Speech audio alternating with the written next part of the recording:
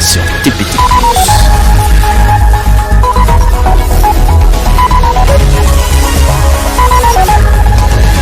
Place Journal.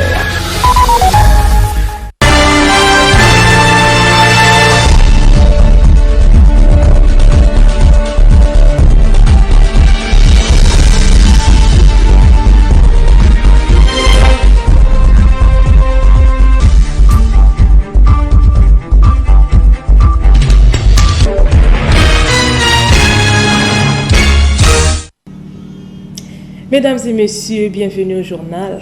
Tout de suite, les détails.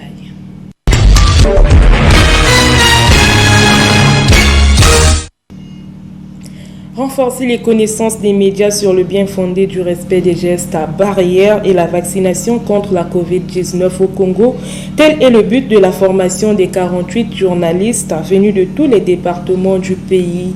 C'était cette semaine à Brazzaville sous l'égide du comité technique de riposte à la pandémie de coronavirus. Reportage TPT+ Brazza.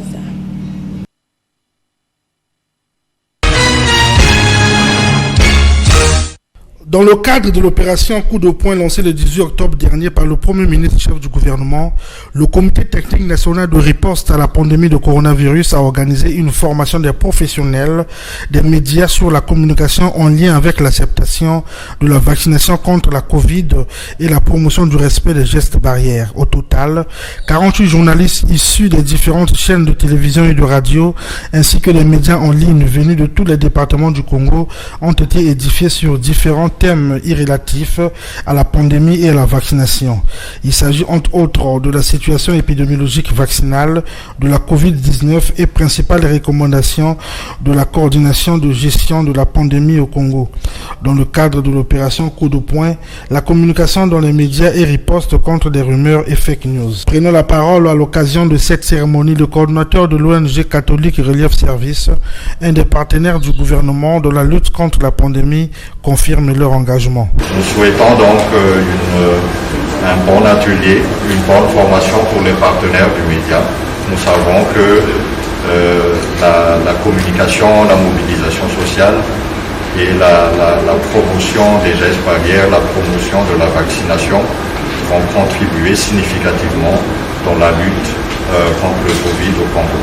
Ouvrant les travaux, le président de la commission prévention, contrôle des infections, mobilisation sociale et communication sur les risques Covid-19, le docteur Jean-Claude Emeka est revenu sur les objectifs du séminaire. La commission prévention, contrôle des infections, mobilisation sociale et communication sur les risques, avec l'appui de l'ONG catholique Relief Service, se propose d'organiser la présente session de formation de 48 professionnels des médias qui a entre autres objectif de renforcer les connaissances des médias sur le bien fondé du respect des gestes barrières et la vaccination contre la COVID-19 au Congo, la réalisation des émissions interactives en vue de susciter l'acceptation par la population de la vaccination, la lutte contre les rumeurs véhiculées par certains médias en ligne et audiovisuels.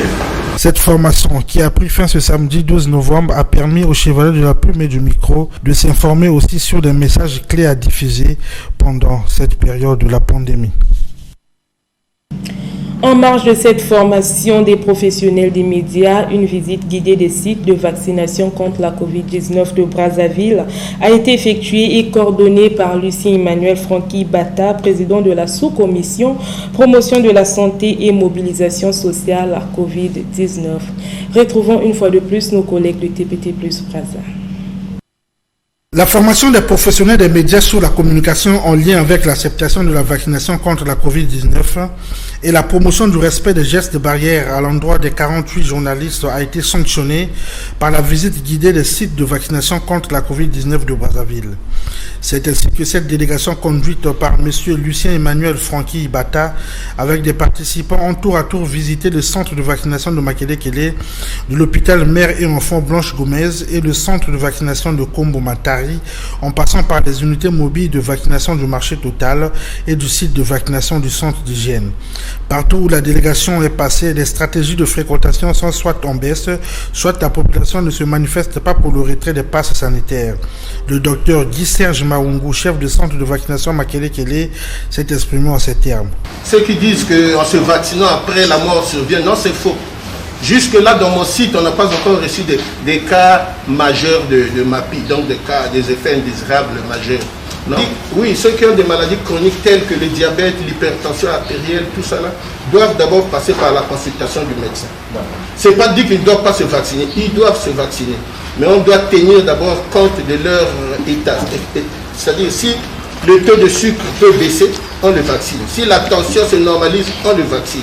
Des personnes qui se sont fait vacciner témoignent ici de l'importance du vaccin. Il n'y a rien de grave qu'on entend par-ci par-là, que quand tu prends ça, tu auras des effets bizarres. Non, il n'y a rien du tout. Il y a le corona-19 au Congo et je demande à ceux qui ne sont pas vaccinés de se faire vacciner. Faisons le point de cette visite. Monsieur Lucien Emmanuel Francky Bata, président de la sous-commission promotion de la santé et mobilisation sociale Covid-19, reconnaît les avantages et les difficultés rencontrées sur le terrain. Selon le site de vaccination que nous avons eu à visiter, il y a un constat qui peut être spécifique. Donc nous avons commencé au niveau de l'hôpital de base de Makele-Kele. Je pense que vous avez constaté qu'il n'y avait plus l'affluence, il n'y avait pas des candidats au niveau du site de vaccination. Les équipes étaient là, 100 personnes à vacciner, et ainsi de suite. Donc là-bas, je pense que le constat est beaucoup plus renforcer la sensibilisation de proximité avec les relais communautaires, de telle sorte que les populations qui sont dans les environs de ce site de vaccination puissent aller vers les sites de vaccination. Parce que à Blanche Gomez, en principe, on aurait trouvé beaucoup de candidats. Alors ce qui s'est passé, c'est quoi? Ils nous ont dit que la connexion était tellement rapide, ça a fait que les gens qui étaient là, c'était en l'espace de quelques secondes que les passes sanitaires étaient imprimés. Donc vous vous rendez compte qu'il y a vraiment une spécificité de la problématique au niveau de chaque site. Toutefois, dans tous les sites visités, ce n'est qu'à Kombo-Mantari où la population et les agents vaccinateurs sont en contradiction à propos du retrait des passes sanitaires. Mais qu'à cela se tienne, le comité technique national du riposte a pesé de son poids pour faire comprendre à la population de quoi il s'agissait, tout en les appelant au calme et à la sérénité. Tout à fait autre chose dans ce journal. Ils sont nombreux ceux qui pensent que la double crise qui cisaille le pays a été à l'origine de la motivation des Congolais à entreprendre dans divers domaines. Force est de constater que cela relève plus de la nature du Congolais que la résultante de cette double crise. Milano Royal nous en parle.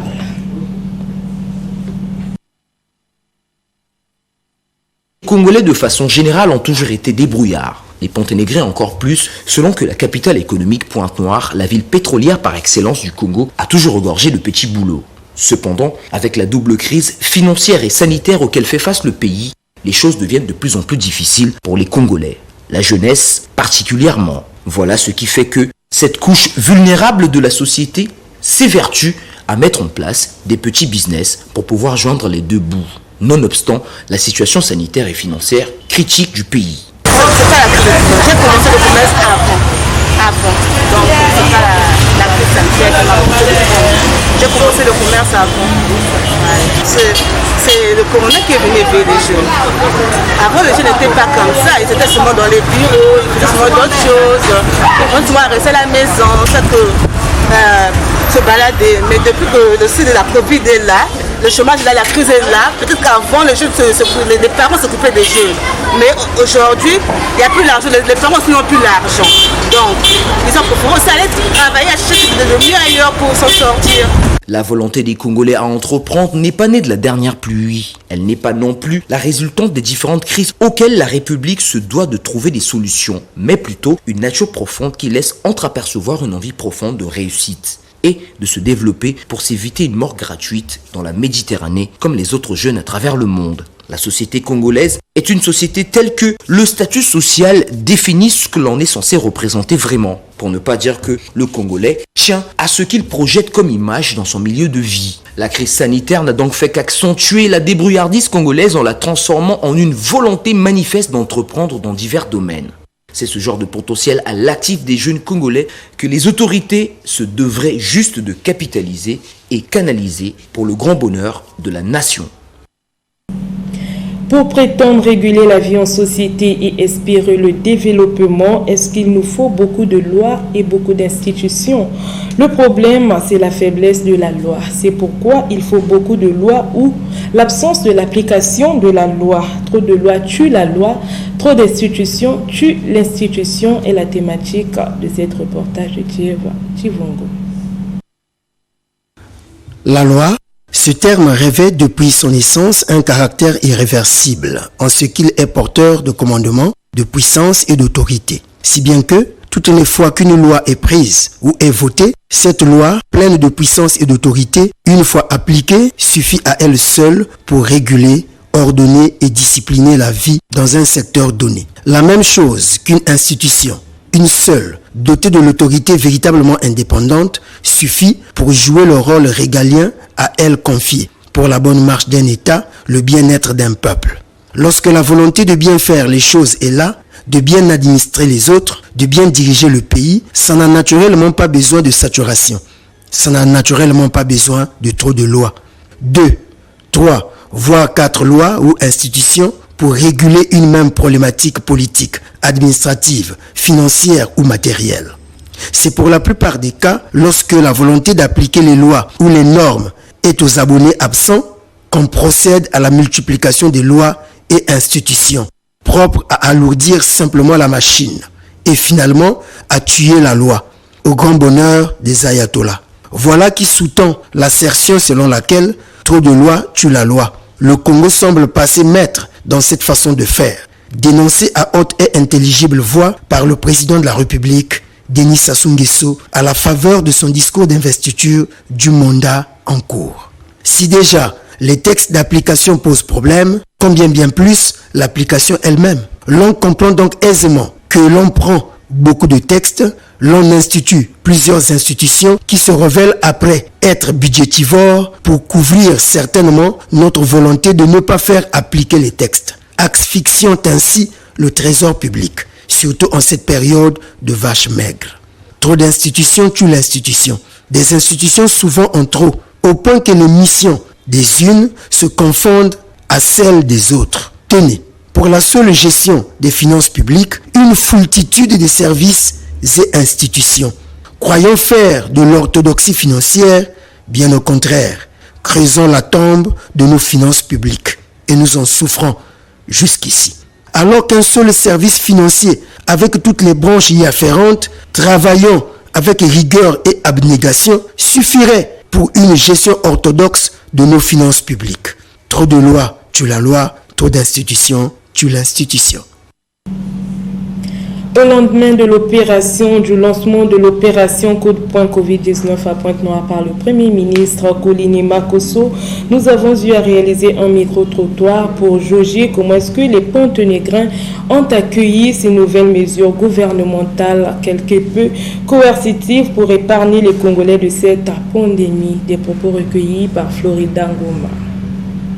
L'État a raison parce que tout le monde doit se faire vacciner. Mais en se faisant vacciner, il faudrait aussi qu'il y ait un code. Chaque travail doit avoir une façon de faire et une analyse approfondie. Sans analyse, il n'y a rien. Il faut voir.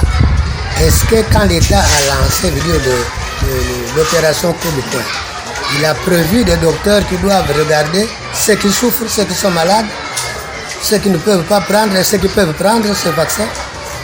Parce que ce vaccin-là a aussi de ce qu'on appelle des faits nocifs là-dedans. Donc pour cela, des effets indésirables. Donc l'État va d'abord mettre, en position les médecins qui doivent déceler les maladies des gens. Et alors, quand on fait ça, quand ils décèlent des maladies, qu'est-ce qu'il faut faire? Il faudrait les épargner. En les épargnant, on fait quoi? Il y a un certificat que l'on donne, qui ne leur donne pas droit de pouvoir supporter ce vaccin. Est-ce qu'on a vu ça? Sinon, tout le monde doit être vacciné, ce n'est pas une mauvaise affaire. Hein? C'est pour éviter la maladie chez nous. Mais il faut prévoir tout ce qu'on appelle des impasses, des choses nocives. Tu vois? Parce que sinon, au lieu que le vaccin nous soigne, mais le vaccin va nous tuer de plus belle. Parce que lorsque le vaccin rencontre une maladie, les comorbidités. Voilà. Mais maintenant, qu'est-ce qui va se faire? Maintenant, il y a ce qu'on appelle l'inflammation. Puis il y a des morts d'hommes. Voilà. Là, on va accuser, c'est le vaccin qui est mal, or que c'est notre façon de faire qui est très mal. Jamais qu'un malade ne peut connaître sa maladie. Il n'y a que le docteur qui connaît. Puisque c'est le docteur qui doit dire au malade que tu souffres de tel mot ou de tel mal. Vous voyez? Jamais. Comment, depuis quand tu as entendu, toi, dire qu'un homme malade va se dire que moi je souffre, et la maladie des yeux, et la maladie des dents, et la maladie. Il ne peut pas, telle que la maladie que vous venez de citer là. C'est une maladie qui se démarque difficilement. Le diabète. Difficilement. Mais ils vont mourir beaucoup. Ils vont mourir. Parce que tu vas à l'hôpital, tu t'en vas prendre, veut dire la chose qu'on appelle le vaccin. Non, dans ce qu'on appelle l'idiotie, le vaccin, sans se connaître que moi je suis malade, mais tu vas mourir. Tu vois. Donc il faudrait d'abord que le docteur regarde bien de fond en comble celui que nous allons vacciner. Voilà. Celui que nous allons vacciner, avant de le vacciner, au lieu de lui poser la question, tu souffres de quoi? Lui, il connaît quoi? Il ne connaît pas. Lui, il n'est pas docteur, il n'est pas médecin. Et puis, demain matin, quand il va se trouver devant la police, tels que les policiers que nous connaissons là, nous les connaissons tous là. Et ils vont trouver de ça un gagne-pain. Hein? Ils vont trouver de ça un gagne-pain. Comment? Parce que, oui, lorsque tu ne vas pas lui présenter un papier, lui, il va dire, celui-là s'est échappé. Ça se rendre compte, même si tu dis que j'étais malade, il ne te comprendra pas. Il ne va pas te comprendre parce que ça, pour lui, maintenant, c'est devenu un gagne-pain. Quand tu vas lui dire, papa, non, je suis enceinte. Je suis enceinte, il ne te comprend pas. Hein? Ce qu'on envoie dans les frontières là, ils ne savent rien, ils ne savent pas ça. Lui, c'est son arme qu'il connaît. Lui, c'est la mission qu'il connaît. C'est tout. Mais le docteur doit faire son travail. Tu es malade, tu n'as pas la possibilité de prendre le vaccin, on t'épargne en te donnant un papier que lui là, il n'a pas le droit de recevoir cette dose de médicaments. Voilà, c'est tout ce qu'il faut faire. Il faut épargner les gens. C'est ça qu'on appelle faire l'examen de conscience. Et puis conscientiser d'abord les gens aussi. Voilà, la conscientisation des gens doivent provenir de médecins qui sont là. Un homme qu'on a dit, tu ne vaccines pas, quand il va dire devant la police qu'on m'a épargné, la police ne va pas comprendre parce que la police aussi de ça, c'est son gagne-pain. Ou tu payes de l'argent, ou c'est la bagarre qui va s'instaurer là. Voilà ce qui va se faire. Donc il faudrait que les médecins fassent leur travail. Non,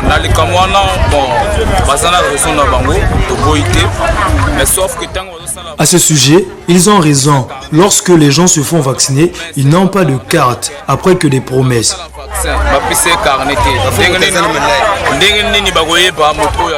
Comment seront-ils les vaccinés et les non vaccinés? Je suis d'accord pour la vaccination.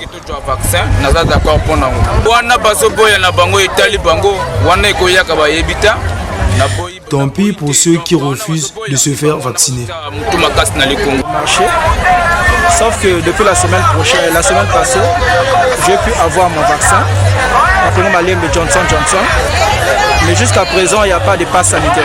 Je ne sais pas comment est-ce qu'on va faire. Il y a beaucoup de gens qui sont en train de prendre les vaccins là-bas, mais il n'y a pas de passe sanitaire.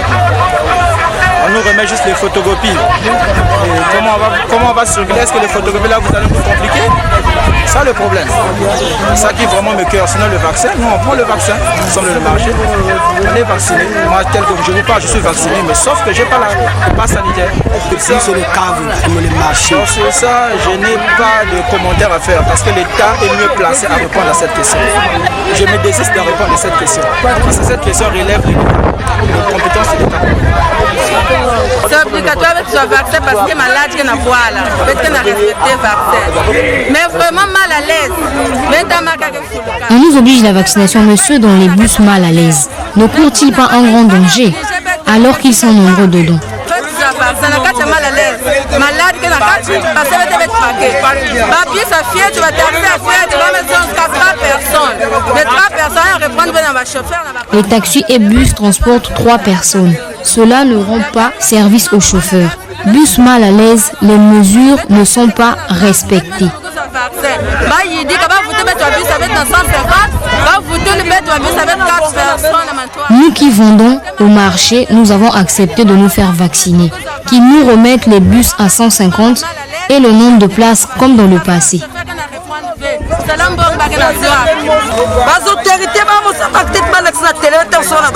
Que les autorités passent d'abord à la télé, qu'ils nous montrent comment ils se font vacciner.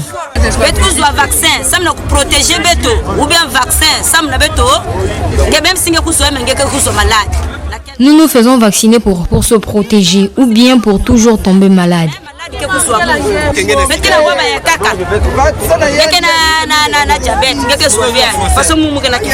Les diabétiques ne se font pas vacciner. Les femmes enceintes, telles que moi je suis enceinte, lorsqu'on se rend à l'hôpital, on nous demande le pass Covid.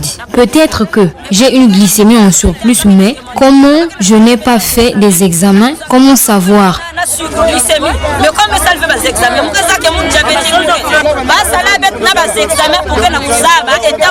Faites-nous des examens avant.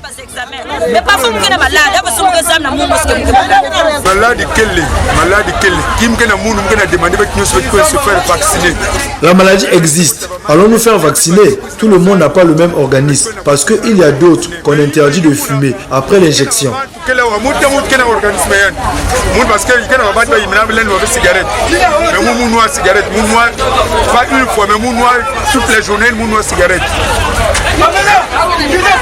Mais moi, j'ai fumé après pendant toute la journée. Je vous déconseille de faire comme moi.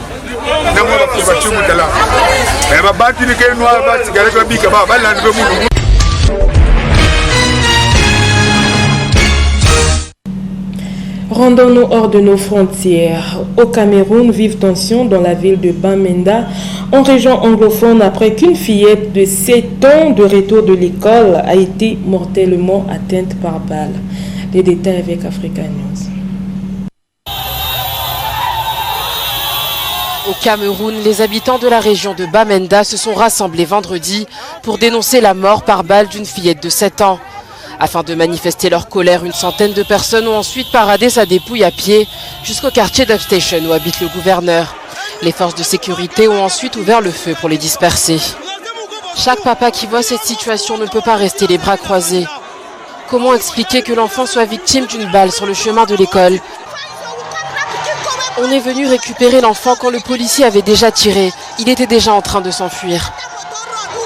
Nous allons continuer à souffrir comme ça jusqu'à ce qu'ils nous tuent tous comme ils le font chaque jour. Voilà, cette femme accouche de son enfant et ils prennent sa vie. Vendredi, en début d'après-midi à Bamenda, la petite Brandy Tatao rentrait de l'école lorsque pendant un contrôle routier, un véhicule refuse de s'arrêter. Un policier a fait usage de son arme à feu pour tenter d'immobiliser le véhicule. Brandy, sur le trottoir d'en face, a été touchée à la tête. Elle est décédée aussitôt.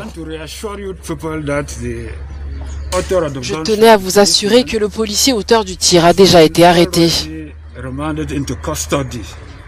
Après les investigations, il sera sévèrement sanctionné. Si seulement c'est son arme et son tir qui sont responsables du décès de cette petite fille qui rentrait de l'école. Pour l'instant, nous attendons le résultat de l'autopsie. En région anglophone, c'est le deuxième incident de ce genre. Le 14 octobre dernier, une petite fille de 4 ans avait été tuée par un gendarme alors qu'elle se rendait à l'école à Boya. Le gendarme responsable avait été lynché à mort. Le Kremlin a assuré hier vendredi que les livraisons de gaz russe à l'Europe ne seraient pas suspendues malgré les menaces du Bélarus de fermer les ventes d'un important gazoduc transitant sur son sol en cas de sanctions européennes. France 24.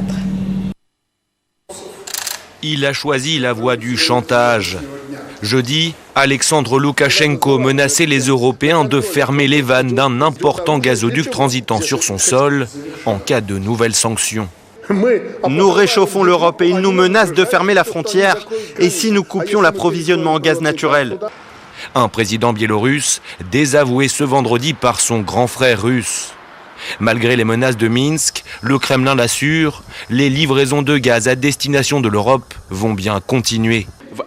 Moscou invite les Européens à dialoguer avec Alexandre Loukachenko. Vladimir Poutine tente ainsi de réhabiliter son allié biélorusse, devenu un paria sur la scène internationale depuis ses attaques brutales et répétées contre l'opposition. Depuis plusieurs jours, ces images font le tour du monde, celles de campements de fortune le long de la frontière entre la Pologne et la Biélorussie. Plus de 2000 migrants sont bloqués depuis plusieurs jours ici et les températures sont rarement positives. C'est très dur. On a peur. J'ai peur que mon enfant meure avec ce froid. Pour les Européens, cet afflux migratoire aux portes orientales de l'UE est orchestré par Alexandre Loukachenko, accusé de délivrer des visas aux migrants et de les acheminer à la frontière. Les 27 doivent se réunir en début de semaine prochaine.